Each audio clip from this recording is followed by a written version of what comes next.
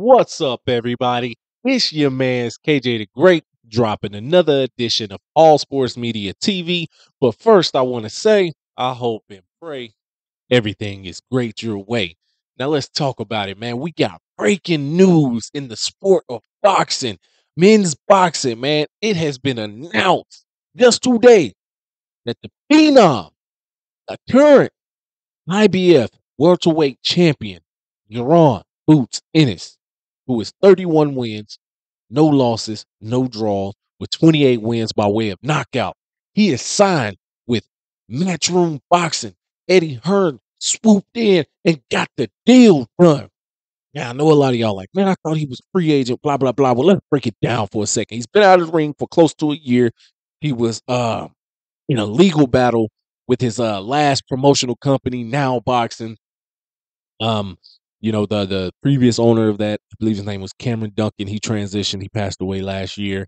And I believe his wife was taking over it. But unfortunately, his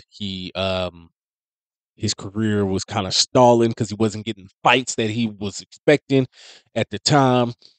But you know, they got that done. He was free agent and he was looking to get back into the ring early. Now, I did a video a while back on this. According to his father, Bozy Ennis, father trainer, manager, I believe, um, they were trying to get a deal done for him to get back in the ring and fight current WBC interim welterweight champion, that being Mario El Azteca Barrios. But we now know that's not going to happen because they were looking at trying to get that fight on the Canelo Jaime Munguia undercard as the co-main, which for both of their careers would have been crazy, crazy good because we know the current WBC champion, welterweight champion, that is Terrence Bud Crawford. He's soon to vacate those titles and move up into the 154 division. So that fight could have potentially been for a unification bout, but now it's not going to happen. Now, real quick on that, May 4th, Jaime Munguia, Canelo Alvarez, they'll be squaring off. Co-main for that is, again, Mario El Azteca Barrios for the WBC interim title. He's 28 wins, 2 losses, no draw, 18 wins by way of knockout. He'll be taking on Fabian Maidana. Fabian TNT Maidana, who is 22 wins, 2 losses, no draw, with 16 wins by way of knockout. Not the best fight that I would have thought Barrios would have taken. Me personally, I would have taken Jaron Boots Ennis. I mean, because man, he's skilled, he's great, but nonetheless, man, we could have possibly had another title unification on our hands with Imantis Stanionis, the WBA regular welterweight champion. 14 wins, no losses, no draw, with 9 wins by way of knockout. He won't even be fighting Jaron Boots Ennis now. He'll be fighting Gabriel Maestri, however you say that name. He's 6 wins, no losses, 1 draw, with 5 wins by way of knockout. What in the world? Are you serious? Are you serious? You take that over that, that over. Come on, man. Why couldn't Jaron Ennis get in on that? It was it because he had the legal deal going on or whatnot? I don't know, man, but that's crazy to me. But let's get back to Jaron Ennis, man. Like I said, he's the current IBF welterweight champion. He was elevated to full champion status after the IBF stripped Terrence Bud Crawford of his title, which he recently picked up after defeating Earl the Truth Spence Jr. Now, the reason that happened, if you don't remember, is because the IBF does not recognize rematch clauses. They won't do it at all. Whatever the case may be, that's for them. Not going to debate that right now. But this deal that Jaron Ennis signed is a multi-fight deal.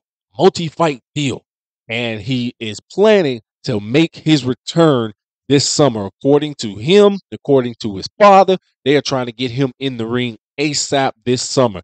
And potentially, Eddie Hearn, he likes to get his fighters homecoming fights. So Philly, be on the lookout because that's going to be explosive for him.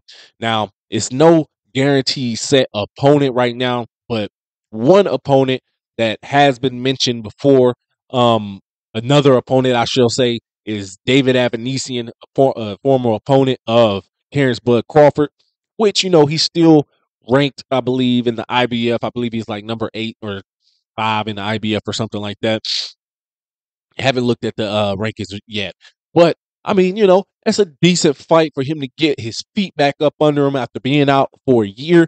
Definitely, he should probably get that fight for sometime in June, probably early June, I would say, because late June is going to be popping with um Hank Davis versus Frank Martin. Then you got Sabril Matias versus Liam Pearl. So, I mean, he could get it close around one of those dates that are earlier, in June. But if not, it has to happen early July. Like early July, it has to happen. Now, we know Eddie Hearn. He's been doing a lot of business overseas. And this is where I believe Jaron Ennis can become bona fide superstar to the world. He's been doing a lot of business, getting fights done with Turkey Al Sheikh over in Saudi Arabia. I mean, why would he not take that opportunity? I mean, you look at the fights that they've put on, and they Francis Ngannou, Tyson Fury, Francis Ngannou, and Anthony Joshua. Man, I mean, they look at the cards that they had over there. You had, man, oh my goodness, you had Wilder on the undercard, Joseph Parker, Big Bang Zhang, Ja Apataya, Daniel Dubois. You've had everybody on those cards. So I think for sure this is a great step for Matchroom Boxing. He'll be with the zone, and I think this is a great step for Jaron Ennis, like I said, to become a full-fledged superstar in the sport of boxing. Now, the only thing he's missing in his career is, at this point, is the marquee names. He was uh, Earl Spence's mandatory for a year, so that was a fight that he wants. He said he still wants that fight. He still wants to eventually, if possible, get the Terrence Crawford fight. And you know what? I think this could be a step in those directions. But we got to get his feet wet. Got to get up under him, man. I can't wait to see what he does sign with Matchroom Boxing. Now, another fight that will make sense for him is Conor Benn. Conor Benn. He's 23 wins, no losses, no draw, with 14 wins by way of knockout. He doesn't have a license over in the UK because of allegations, doping allegations or whatever. But he's been in America. He's fought here, and he's going on this American tour of fighting, or whatever he wants to call it. But I think that'll be an easy fight to make. Definitely, even if you wanted to make that for his homecoming, I think this will be an easy, excellent fight for him.